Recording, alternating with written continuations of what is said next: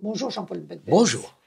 Va-t-on vers la dépendance des banques centrales? Ben oui, ça y ressemble en tout cas. Et c'est un changement énorme parce que nous avons vécu depuis 20 ans, 30 ans sur ce qu'on appelait l'indépendance des banques centrales. L'indépendance des banques centrales par rapport à qui? Par rapport aux politiques qui sont supposées avoir des visions à court terme et dépenser budgétairement énormément.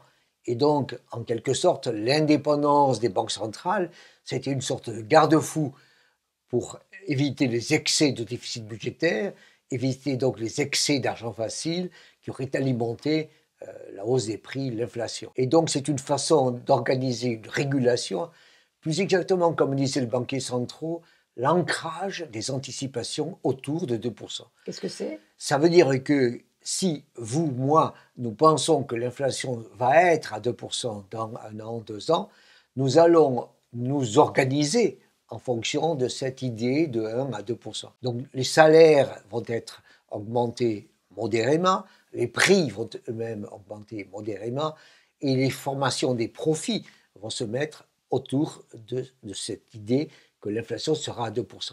Donc en réalité, l'indépendance des banques centrales fabrique un ancrage des visions de tout le monde, des ménages, des entrepreneurs de tout le monde, autour de ces prix à 2% qui, si ça marche, seront atteints. Donc en fait, les banques centrales étaient dépendantes de l'inflation. Oui, elles étaient dépendantes de l'inflation pour montrer leur indépendance.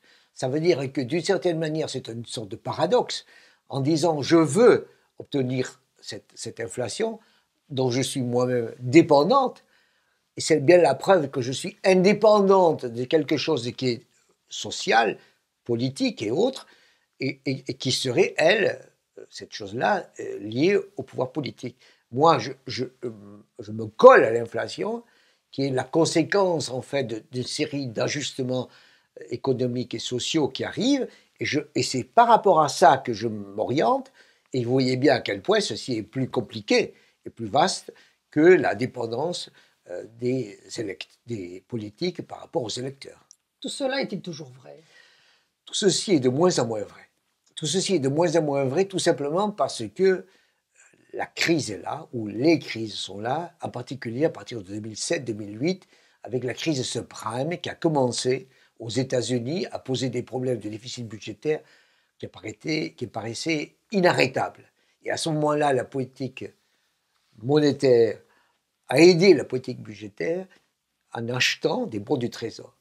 À ce moment-là, Ben Bernanke, qui était le patron de la Banque centrale, a dit « je vais développer le quantitative easing », c'est-à-dire que je vais quantitativement aider le budget qui, lui, est à la peine. Même chose en Europe. Même chose en Europe, en même temps. Et puis ensuite, ça n'a fait que croître et embellir en Europe avec la crise grecque, portugaise, espagnole. Et puis maintenant, au fond, tous les pays sont là avec la crise du Covid. Donc d'une certaine manière, on a vu depuis 2007-2008 des déficits budgétaires qui augmentaient partout, des déficits budgétaires qui d'une certaine manière étaient avalisés ou validés par la Banque centrale qui achetait 20-30% des bons du Trésor, ce qui permettait aux bons du Trésor au taux d'intérêt d'être plus bas et au fond la situation d'être gérable, soutenable. Donc nous allons vers une certaine dépendance des banques centrales. Effectivement, nous allons vers une certaine dépendance des banques centrales, mais graduelle et évidemment inavouée. Le cas le plus évident, c'est le Japon, où tout le déficit budgétaire est en quelque sorte avalé par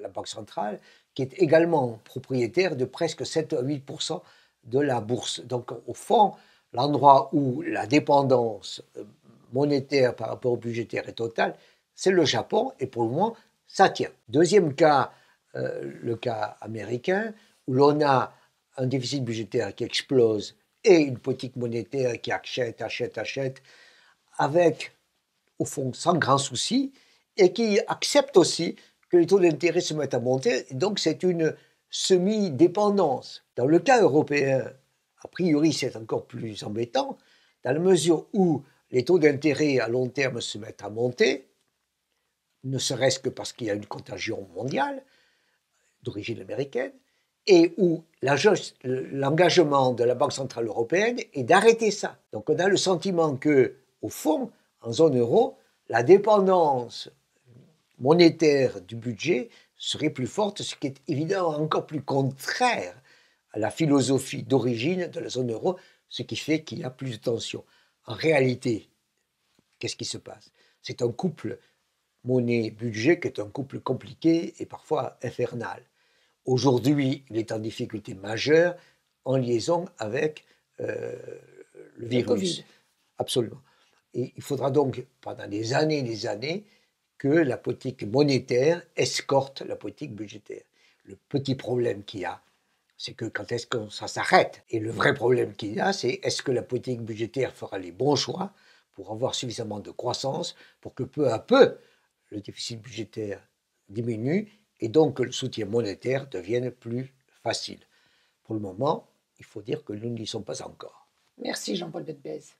Bonjour, bienvenue sur la chaîne Betbez, où chaque jeudi, en quelques minutes, je vous parle de mes sentiments sur la situation économique, sociale en France et ailleurs. Et je vous invite à vous abonner, je vous invite à liker, je vous invite à en parler, je vous invite à faire des commentaires. Donc, je vous invite. Merci.